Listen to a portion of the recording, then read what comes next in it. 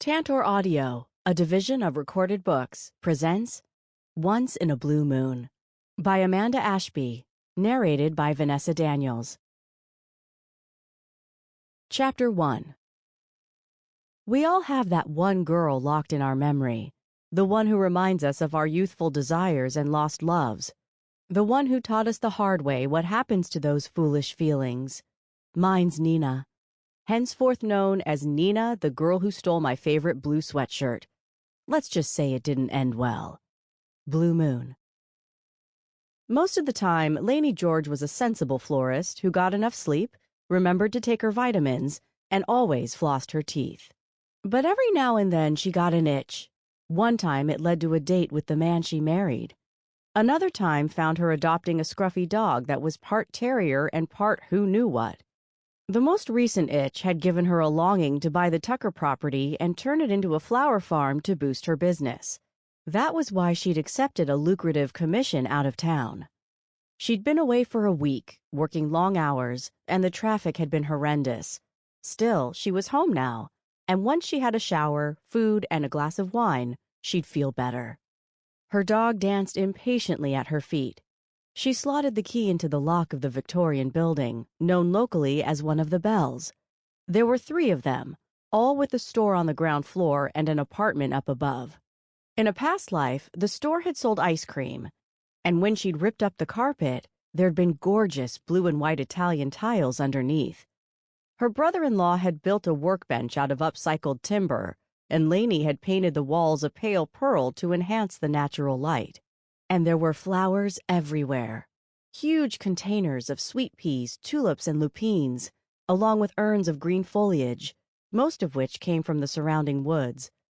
In the far corner were several tubs filled with the branches and twigs that singled out her designs. She automatically tweaked a bouquet of lemon sorbet-colored lilies as a procession of cars pulled up along the curb outside. People spilled out, all wearing blue T-shirts as they walked to the bookstore next door. Okay, that was strange. Not just because of the T-shirts, but because the store was closed on Saturday afternoons. Paige soon followed, carrying the old wooden box she used when she hosted a book signing at the town hall. Ah, that explained all the people. They must have been invited back for a glass of wine with whoever the author was. "Should we go and say hello?" she asked the little dog. Violet just blinked her fathomless, loam-colored eyes and tilted her head, causing her sticking-out ear to stick out even more. "I'll take that as a yes." She scooped up a bunch of cosmos and sweet peas and walked out of her store, Violet trotting behind her. Crime wasn't big in St. Clair, but she didn't want to take any chances. She twisted the lock and turned just as a black car slid to a halt. A man got out and stretched. The first person not wearing a blue shirt. At least I won't be out of place. He paused and looked at the water, no doubt taking in the spectacular view. He had short dark hair with broad shoulders and muscular legs. Then he turned around and... No. The flowers fell from her hands as she pressed herself against the wooden wall that separated her porch from the bookstore next door. Laney shut her eyes, desperately trying to hide in the shadows. Her heart pounded like she'd just tripled her coffee intake for the day, and bile caught in her throat. I'm going to be sick. It was him, the man who'd almost ruined her life, Adam Fitzpatrick. At 23, he'd been gorgeous in a lean kind of way. Olive skin that had been almost baby soft, intense eyes, full of plans for the future. But at 39, the leanness had turned into thicker muscles, and his dark hair was shorter. Still beautiful. And still the guy who wrote a freaking book about their relationship. Turning her into the infamous Nina, a character who'd made Glenn Close's bunny boiling seem like a walk in the park. And one of the many fictional crimes he'd accused her of was stealing his favorite sweatshirt. For months after the book had come out, people started wearing blue shirts, all saying the same thing. Nina took it. And then there had been the articles and water cooler talk. Who was the mystery Nina? Why had she done it? What kind of person was she? It had almost crippled her, finding out someone she'd cared about had exposed her in such a way. laughed at her, mocked her, lied. At least by the time the book was published, she was no longer Laney Litchfield, his college ex-girlfriend. She was Laney George, living in a different state with the man of her dreams, all without anyone ever guessing her secret. It had been a lifetime ago. Why is he here now? The universe couldn't be that cruel. But of course it was. 5 years ago it had taken Simon away from her, cut out her heart and left her to carry on without him. A widow at 31. No one knew better than Laney that the universe did whatever it pleased. And it also explained the parade of blue shirts. Crap. She pressed herself against the wall as he stalked up the path and climbed the 3 stairs that led to the bookstore. His hands were clenched, and his eyes were fixed firmly ahead, much to her relief. She let out a shuddering breath and lowered herself onto the ground as he disappeared into the bookstore. Why hadn't she just stayed in Seattle for a couple more days? More to the point, where was she going to go until he left? Violet wriggled onto Laney's lap, and she absently tweaked at the snow-white daisies she'd woven through the little dog's collar. Violet wasn't what anyone would call a classic beauty, thanks to scruffy fur that refused to stay down and a crooked ear from when she'd been attacked as a puppy. But that didn't mean she couldn't enjoy wearing flowers or nail polish. "You're home!" Sam appeared at the bottom of the porch. Her neighbor was tall and willowy with razor-sharp cheekbones. "Are you hiding from someone?" "Yes, and it's a perfectly valid life choice." "Who would I be hiding from?" she said, proud of how calm her voice sounded as she scooped up the fallen flowers and got to her feet. Surely she wasn't in any danger now. "I've got no idea." Sam climbed the stairs. "But you look pale." "Just tired from the trip." She hugged her friend. The familiar scent of coffee and vanilla that always accompanied the cafe owner enveloped Laney, and her panic lessened. "I have the perfect thing to revive you. Paige managed to get Adam Fitzpatrick at the last minute for a book signing. Want to meet him?" "Not in a million years." "I'll take a rain check. It was a long week." She loosened her grip on the flowers. From now on, her itches wouldn't take her so far away from everything she held dear, or leave her unprepared for almost bumping into the one guy she never wanted to see again in her life. "Tell me what I've missed." "Cal's decided to learn the drums. All I can say is apologies in advance." "I love drums," Laney assured her. Sam had been taking care of her 14-year-old nephew for over a year now, and while there had been a difficult adjustment period, he seemed to be coming out of his shell. "That's because you're the sweetest person in the world." "Takes one to know one," Laney smiled. Hawthorn, that was Sam's flower. Stunningly gorgeous in its simplicity, but surrounded by thorns. Laney herself was an Arctic willow, small but able to survive extreme conditions. She hadn't quite nailed Paige, but she would. There was a flower for everyone. "That's debatable," Sam said as another group of people descended on the bookstore. "Sure you don't want to go in for a few minutes?" 150%. "I'm sure, but give Paige my love and we'll catch up soon." She waited until Sam had gone before hurrying back inside and locking the door. She sunk down to the floor. This was all her itch's fault. If she'd never gone away, she would have known about the book signing and could have made the appropriate arrangements to be as far away as possible. She shimmied out to the workroom, not wanting to take any chances of being spotted from the window, and pressed a hand to her burning cheeks. Violet walked next to her, as if encouraging her on in a strange game. "A plan. I need a plan." Usually she'd go to Jessica's, but her sister-in-law ran the most popular inn in St. Clair, and there was a good chance Adam would be staying there. Let's see. Clamshell Bay could work. It was a safe 20 miles away, and it had a selection of inns. All she had to do was water her houseplants and pack some fresh panties, and she'd be ready. Simple. "We're strong, modern women. We can do hard things," she told Violet and got to her feet. Violet gave a solemn nod and followed her upstairs to the apartment. The important thing was to avoid Adam Fitzpatrick. because she already knew his flower, belladonna. When I read Blue Moon, my life changed. It spoke to me in such a powerful way. You know what I'm saying? Sure. Adam politely nodded as the woman in front of him clutched his arm. Fine wrinkles mapped her face, and she only came up to his shoulder. She probably weighed in at 90 pounds, but her grip was like iron. He wasn't quite sure how she related to the fictional Joshua Quinn, a 28-year-old doctor looking for love and adventure. But in the 10 years since the book had come out, he'd accepted that, for whatever reason, millions of readers felt connected to it. It certainly hadn't been intentional. None of the book had been. He'd written it as a heartbroken, angry, naive rookie sports writer. He hadn't had a clue what he was doing, but couldn't stop. The writing had consumed him, burned him, and he'd been lost in the story as the words poured onto the page.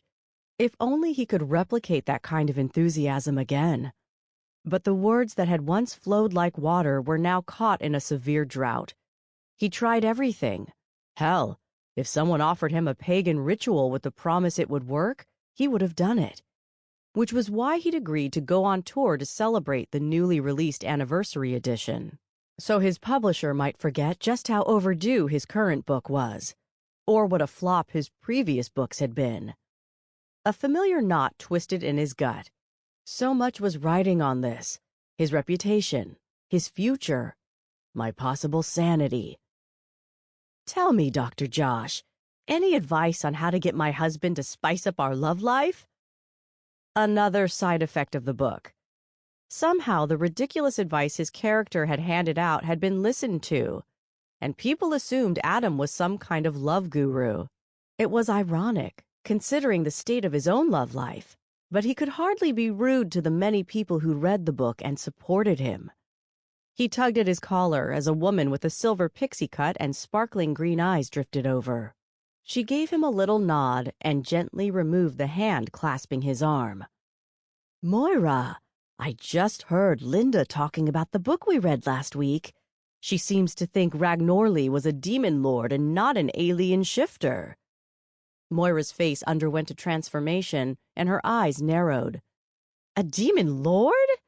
Good grief, next she'll be thinking Tahina is a water nymph. Excuse me while I go and explain it to her again. How hard is it to remember Dragnorhan canon? Adam blinked and turned to the woman with the green eyes. Something just happened, but I have no idea what. Probably for the best, the woman said with a comfortable smile. She's fanatical when it comes to alien shapeshifter romances. It's a complicated genre. I'm Olive, by the way, and we're all delighted you've come to St. Clair. Have you been here before? Never, he said. It's a beautiful town. Lie. The place was picturesque, and the locals seemed nice, but it was small, and he had the feeling everyone knew everyone's business. He couldn't think of anything worse. As to why he'd bothered to lie about it? Because I'm a fraud. A fraud who wanted strangers to like him, to think he was a success. Still, it didn't matter.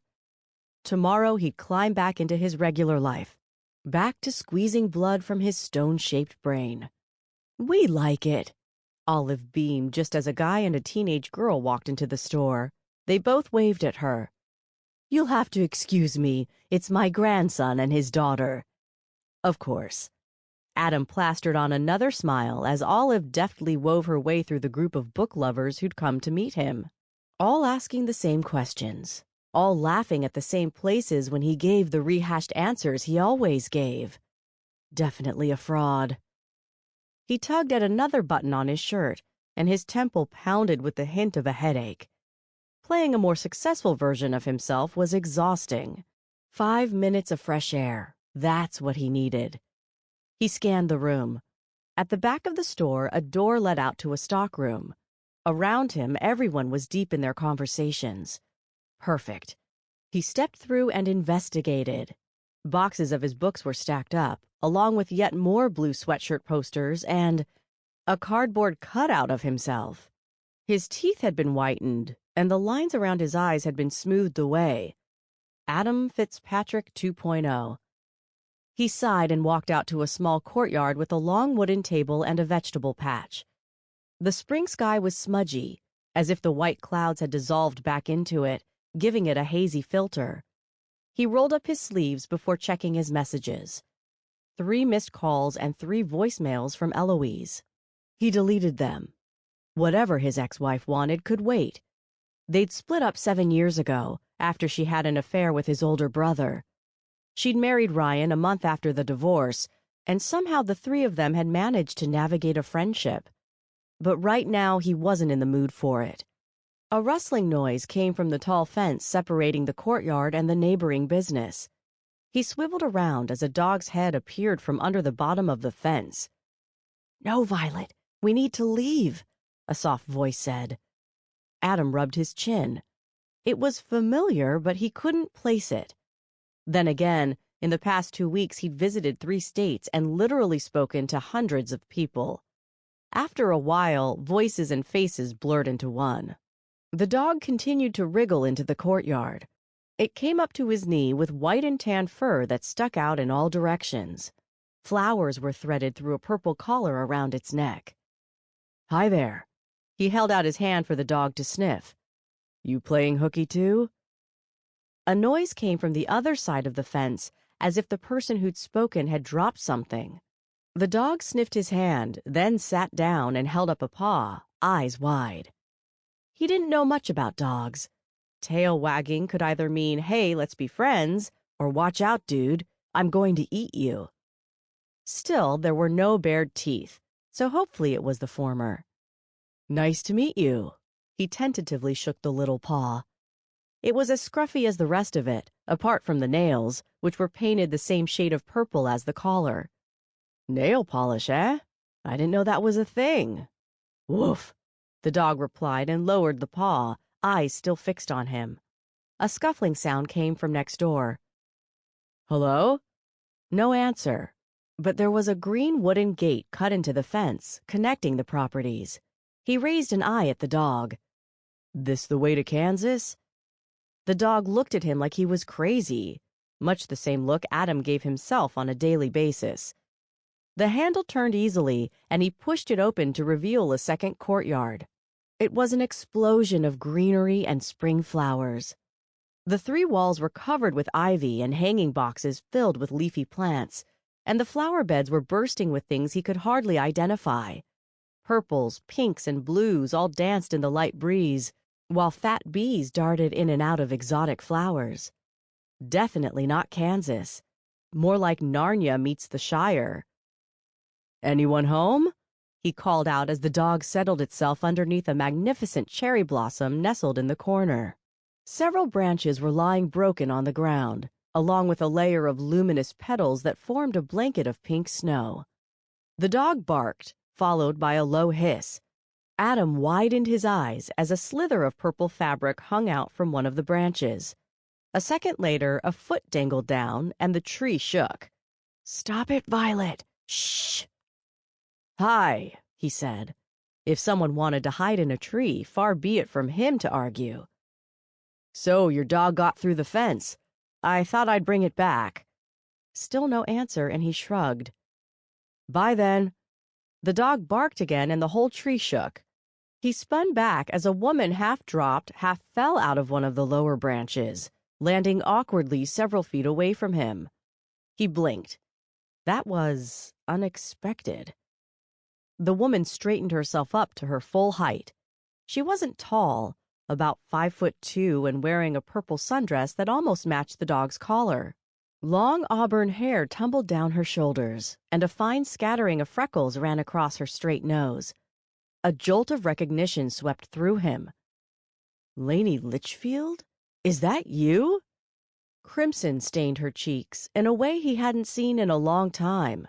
16 years, to be exact. It was her. "It's Laney George now," she replied in a heated voice. "You're married?" His throat tightened as unexpected jealousy snaked through his chest.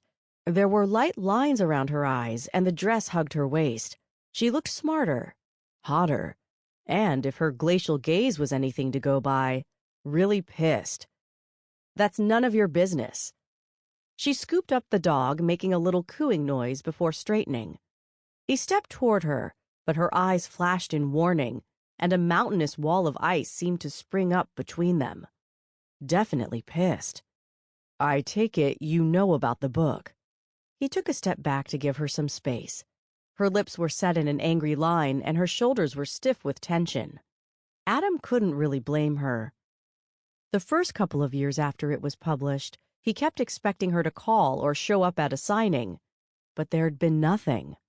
No chance for him to explain what had happened, that he'd written it to help deal with how much the breakup had wrecked him. "The book where you lied about me?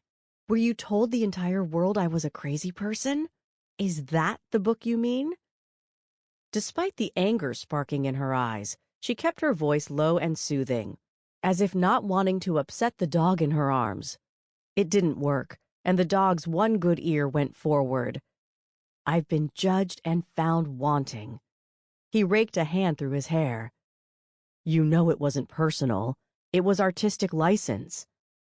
"I'm well aware of how much artistic license you took.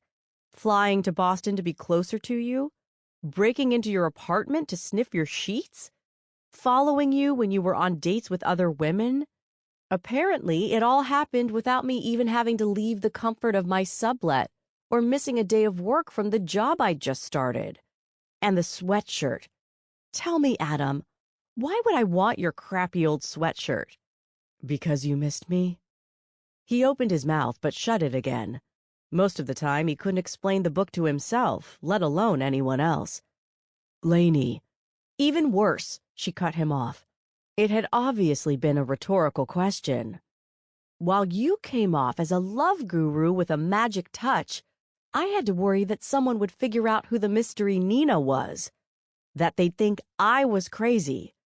Do you have any idea how exhausting that is?" Her grip tightened on the little dog. It wriggled in response. A splotchy flush ran up her neck, and her eyes were bright with anger. Adam flinched. She had a valid point. The fact no one had joined the dots didn't mean she hadn't been hurt. He owed her an explanation. And an apology. "I get that you're mad, but I can explain. Can we go somewhere and talk?" "Why? So you can steal more of my life for your next book?" She shook her head and petals fluttered off her like confetti. "And by the way, nail polish on dogs is very much a thing. Unlike some people, I check my facts first." Without another word, she spun on her heels and marched through a wooden gate at the back of the courtyard. It clattered shut, and he blinked. Now he knew what it would be like to see Laney Litchfield. Correction, George again. She was still beautiful, still fiery, still not interested in hearing what he had to say. That was why they'd split. The reason he'd vented his anger onto the page. But he was older now. If she wanted to hate him, he couldn't stop her. So why am I annoyed she wouldn't listen? "Adam?" Olive's voice drifted over and her silvery head appeared in the gateway. "We were wondering where you were." He took a deep breath and put his author mask back on. "Just returning a runaway dog." "Ah, Violet. Laney absolutely dotes on that dog. Then again, she dotes on everyone." Not quite true. He pushed down the low hum of frustration that she wouldn't hear him out. Didn't matter anyway. He had enough problems of his own to deal with. Besides, he'd fly out to LA tomorrow, and the chances of him ever coming back were slim to not the hell going to happen. Chapter 2. Want my advice? It's not meant to be difficult. If the relationship isn't working, it's not a road bump. It's a warning sign. Get out of there before things get worse. Blue Moon. Ouch! The thorn pierced her skin, and bright red blood blossomed onto her finger, the sharp coppery scent catching in her nose. Laney winced. Getting stabbed was an occupational hazard, especially when she wasn't concentrating. "Problem?" India quirked an eyebrow, though she didn't lift her gaze from the phone in her hand. "You mean apart from the fact I hit up a tree to avoid my ex-boyfriend?" Definitely a low point. No, I'm fine.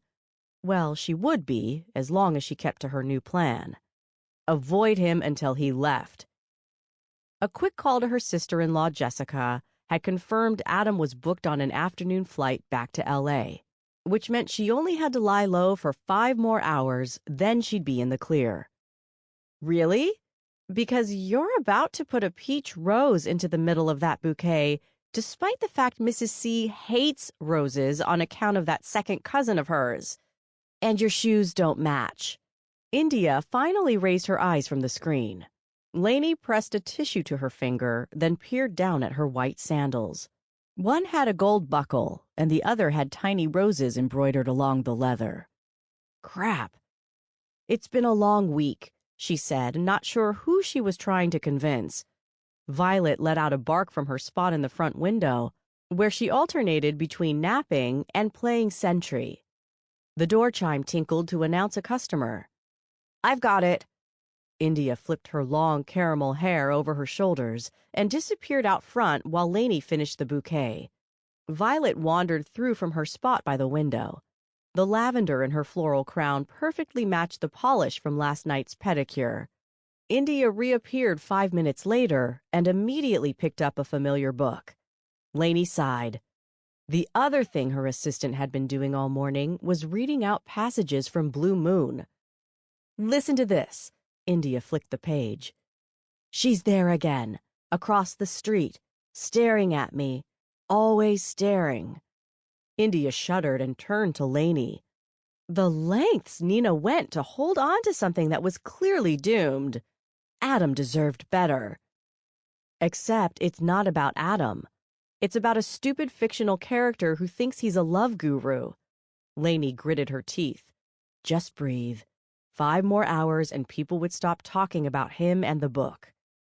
Even if the characters weren't real, the emotional nuances had to have been. Plus, have you seen the guy? He might be almost 40, but he's freaking gorgeous. Explains why Nina went crazy. Laney folded her arms to hide her shaking hands. Fine, so he was hot. As in, start the cardiac machine because my heart beats erratic hot. But she'd learned the hard way that hot things tended to burn, and what they'd shared had been lust, not love. Love didn't create flames and scars. Simon had shown her what love really meant. Gentle, secure, calm. It was one of the many, many reasons why she didn't want to have anything to do with Adam. Because the book had left her in no doubt of how he'd felt about their relationship, not just the breakup.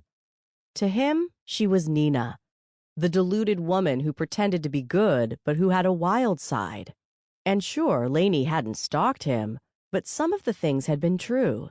Skinny dipping in a lake, wearing no panties out to dinner, and dozens of other things. Personal things. He'd taken their private life and mocked it to the world, rubbed her bad decisions in her face, rejected her. Nina wasn't the girl for me. It's why she'd never told anyone about their relationship, and why she had no intention of signing up for a sequel, because Adam Fitzpatrick couldn't be trusted. I guess he's okay. Anyway, I thought you were dating Drew. Doesn't mean I can't appreciate beauty when I see it. India picked up one of the pale pink flowers that had come from her parents' own farm. Just because this peony is perfection with the way the hidden petals create a perfect symmetry, it doesn't mean I don't adore these damask roses. She held it to her nose, long hair hanging over her face as she inhaled the scent. Speaking of beautiful things, Drew and I were wondering if you'd like to go on a double date with us. He has this friend. Laney let out a groan. 6 months ago, she decided to start dating again. After all, she was a florist. She believed in love and romance. It had all been a bit of a disaster. She'd tried flirting with Jacob Carmichael, the town Romeo. But all she'd managed to do was make a laughingstock of herself when he'd fallen head over heels for someone else. Then there'd been the blind dates. They'd been even worse.